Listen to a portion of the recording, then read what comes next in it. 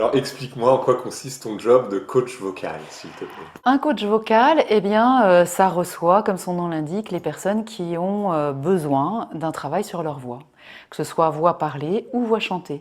Alors moi, aujourd'hui, je suis un peu plus spécialisée dans la voix parlée et je reçois des professionnels, des particuliers, plutôt des professionnels, des comédiens, des journalistes, des enseignants, je ne sais pas moi, des avocats, en tout cas des personnes qui ont besoin de leur voix au quotidien, notamment dans leur job, hein, et qui rencontrent une difficulté avec leur voix. Que ce soit une difficulté d'ordre émotionnel, une difficulté de débit, une difficulté vraiment de voix, on les entend mal, ou alors ils se font mal. Je coach des personnes en individuel, je suis formatrice, c'est-à-dire j'interviens dans les entreprises, dans les écoles, voilà, dans les structures, en tout cas notamment professionnelles, qui ont besoin de faire un travail sur la voix des personnes. Et donc je fais des formations collectives et puis je suis chanteuse, chanteuse lyrique, soliste, c'est-à-dire que je continue à faire des spectacles, des Tu peux nous chanter concerts. un petit air là?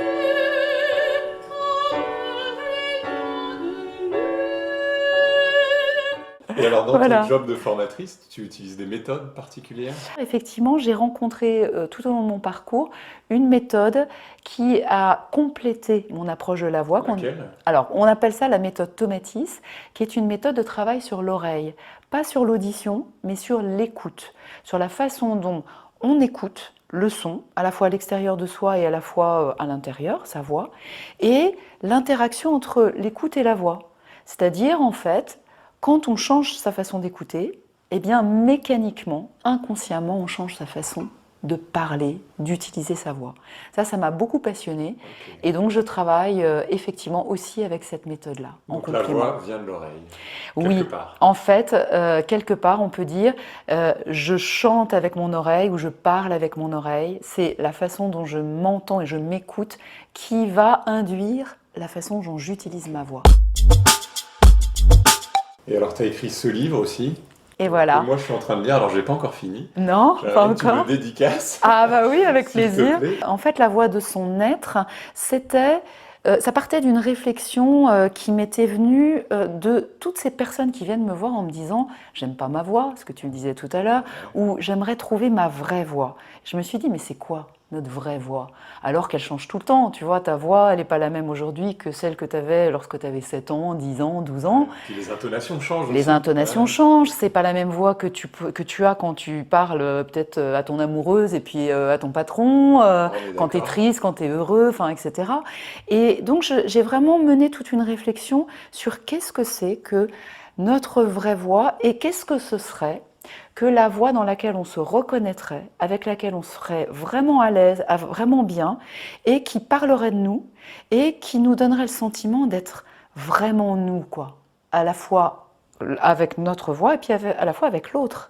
Parce que la Dans la relation en particularité, fait, eh ben c'est oui, ça. la Ok. particularité quand j'utilise ma voix, c'est qu'à la fois je m'entends, je me sens, mais qu'en même temps je la dirige vers Vers toi. l'autre. Ouais. Et oui, dans la communication, dans la relation.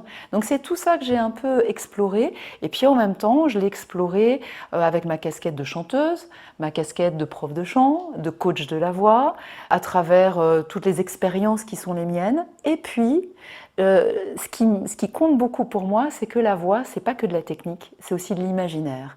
C'est aussi du désir, c'est aussi voilà, du rêve un petit peu. Et on se construit tous un peu des idées sur notre voix. Et en fait, donc j'ai mêlé dans ce livre-là aussi des fictions, des moments de fiction. Qui font émerger en fait des choses sur la voix qui ne sont pas de l'ordre de la réalité, mais un peu de nos croyances, nos représentations.